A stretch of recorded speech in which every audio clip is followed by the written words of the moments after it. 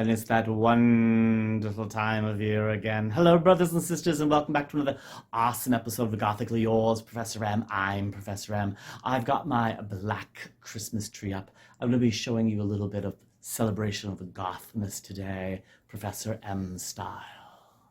Join me. So I got my beautiful black Christmas tree up again this year. This is one of my best friends, and I can't believe here on Gothically yours, this is my third year doing this. I wanted to go a little bit back a bit. Someone asked me, where on earth did you get a black Christmas tree? Well, I spray painted it down. I went to a dollar store, I got this beautiful tree, and I spray painted it with like 3 or 4 cans of black spray paint outside during the summer. And if you're going to do that, make sure you wear a respirator and stay the distance because spray paint is carcinogenic. Make sure you know that. And today I'm going to be decorating this with a very unique theme. I work on Christmas all year round. And the one thing is that I start making Christmas ornaments for my next tree basically in January. And I start and then I create something wonderful. So this new theme, I really hope you will really sink your teeth into. You know, the most important thing to put on your tree is your lights. And this year I had found these skeleton hand lights. I'm like, oh, I cannot pass those up. Check this out. Last year I had skeletons on my tree. I had black and white candy canes and a host of other things. I think I had bat lights. This year I'm like, okay, it's got to be these skeleton hands. Check them out. They're battery operated and these are going on our tree. Another delicious set of lights I'll be adding to the Christmas tree this year. These beautiful amethyst Swarovski crystal type with the cut marks in the lenses. This is beautiful. This is going to give you a hint onto the theme of the Christmas tree this year. I absolutely have to have at least 2 sets of lights on all of my trees. Inspired by a trip that I took to Germany with 2 brothers and a sister. This here are black stags. They were crystal when I first got them, and I had painted them black. Now we ended up at a castle, something Schloss. I don't remember the name of it, but I was inspired because we went into one of the grand galleys, and there on the walls was everything stag related with all these antlers and horns. I said, how Gothic, black stags, mysterious and magical. These will grace our Christmas tree this year. And what goth could resist silver? Oh, today I found these beautiful beads in my collection and I wanted to add them last minute to the tree. I mean, what goth would not want to wear beads? I certainly love them. Specifically love deep, dark, rich purples, lavenders. All these are Victorian colors. And I had chosen this year this beautiful silver purple. I would probably say it's in the lavender family, but I love the way that these balls look. You can probably see me reflected in the balls. And then I had found these. These look so vintage. I just love the shape of them. But you know what they remind me of? They remind me of the story of Anastasia, which was the daughter of the last Tsar of Russia, which was Nikolai. And believe it or not, Nikolai and Queen Elizabeth II, even Charles III, are related. Do your family history and genealogy, and you will discover that they are cousins. Here, I just love the chandeliers that I once saw in a documentary about the ballroom before they had to escape Russia. And I thought, those are beautiful. I'm going to put those on the tree this year. To show you these 3 little beauties over here. What these are, they look like vintage pumpkins from the 1950s. I actually had created them. I was researching a little bit about the 1950s collectors guilds for Halloween memorabilia, and then I thought to myself, wouldn't it be really great to actually create my own vintage memorabilia for my tree? So I created 3 of these little jack-o'-lantern pumpkins in black with a white smile today to grace our tree this year.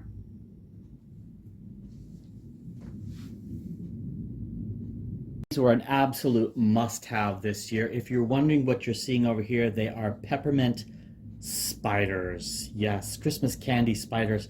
And no, I did not come up with this idea. I have to credit the lady who came up with this idea off of a website that I saw on Pinterest, of all places. Basically is a plastic spider, and you just chop off the abdomen, and then you add your own clay on there, and then you paint them into the peppermint candies. These little beautiful spiders will grace our Christmas tree this year. How delicious. I get to show you these 6 beautiful ornaments that I did create over the summer. I had created 4 silver bats and 2 spiders in the spider web with the circles over here. And yes, that is a wine tassel on the bottom of this. Now, I've been asked before if I sell any of my ornaments or anything like that. Actually, I don't think they're so grandiose, over the top, that anyone can't make these. However, if there does come a day that I actually open my own Goth Etsy store, I'll let you know. Do you like these? Give me a comment down below. And last but not least, these ornaments that I had created. Now, the skulls are vintage, and they're put in these beautiful heavy frames with the 4 ruby red diamonds on here. What I wanted to do was, I was inspired by King Henry VIII and his children. Now, if you know anything about the history of the Tudors, there's King Henry VIII, and he had 3 children. The first child was Mary, and the second child was Elizabeth I, and the last child, which was the male heir, was Edward VI. And by watching some programs and looking at some old etchings, I was inspired to create my own frames and then put that vintage skull in there. Also in the center over here, these nail unicorn horn / nails ornaments that I had created were actually inspired by actual nails that are in my parents' 197-year-old house in New England. Now, if you haven't seen my parents' Gothic house, I'm going to leave a link in the description down below so you can actually check out the video. And I think there's actually some video footage of actual nails that are in the basement. So check that out. With that being said, let's now put all of these ornaments on the tree.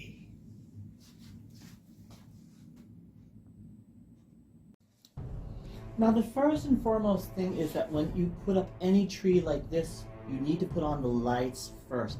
That is a basic rule of decorating a Christmas tree. Wouldn't you agree? So let's now put our amethyst lights on here and our skeleton hands. Just these 2 lights on there. These look so cool.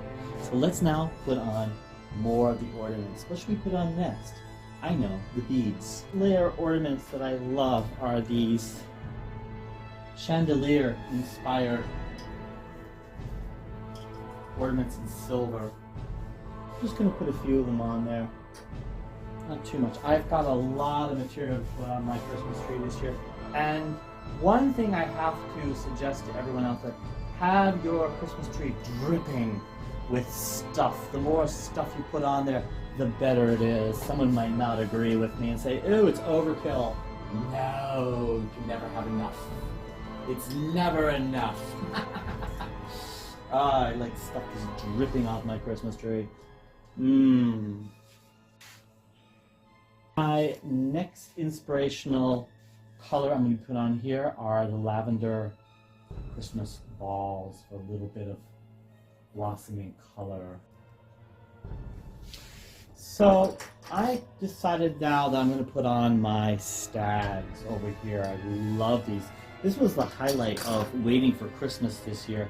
I really wanted to make sure that they went on. For those who have never seen her, her name is Christine McConnell. She is got to be the most iconic pinup goth sister we have. Dresses vintage, but her mind is very, very, very goth. Actually, she does very, very I don't know how to say it, homemaking and a Martha Stewarty type of darkness within her world that she procures. And she even has this Addams Family home that she moved in. Everything about her is goth, except for the fact that she dresses mysteriously, beautifully, and I can't describe her enough. But anyways, she has an element of design that she has. She is the ultimate in pinup goths that we have.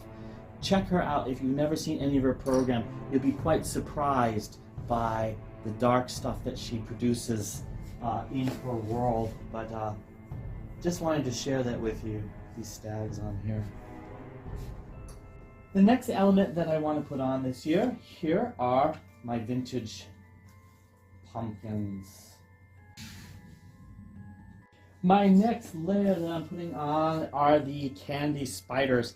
I wanted to share with you that a goth brother some time ago had saw one of my other Christmas tree Victorian videos that I had created, and he said you could actually give the lair of Voltaire a run for his money, basically for home goth interior design. Who knows? I'd like to meet Voltaire himself. I've been quite a big fan of his, especially he was on, I think, Black Friday, or they got together, they met and they did a special together where Black Friday and Voltaire did a goth themed thing where they were talking about stuff, and I was like, you know what, I'd like to meet both of them. But yeah, who knows, making my own goth themed home decor or something or other would be nice. I'll write my own book, huh? What do you think about that? The World of Goth by Prof.M. Okay, let's now put on the spider webs. And while I'm at it, I'm going to add my bats.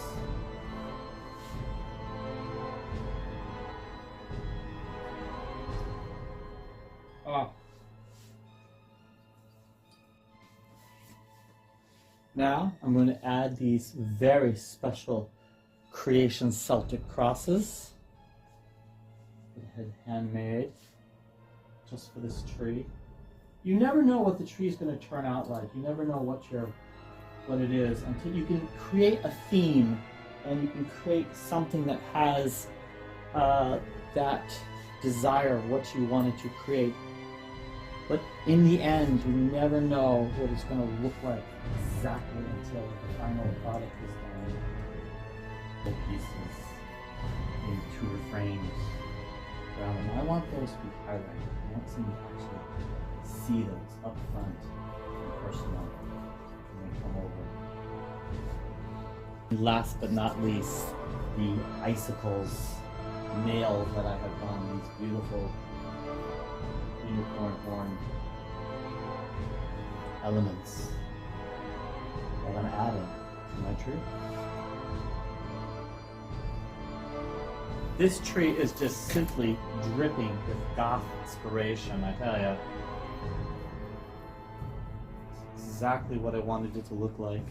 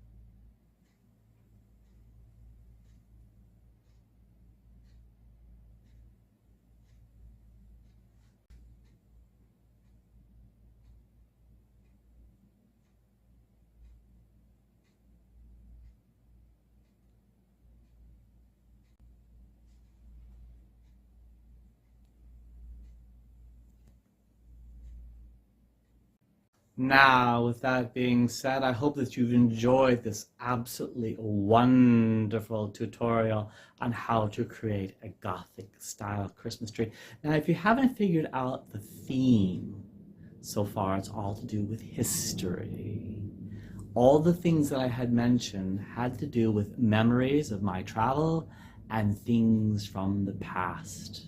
I'm celebrating a wonderful time right now, culminating these beautiful elements and ornaments that I had created over the year. With that being said, I hope that you enjoy this wonderful episode of Gothically Yours. And as always, Gothically Yours. A very happy Gothmas and a happy Ghoul year. Signing off, Gothically Yours, Prof.M.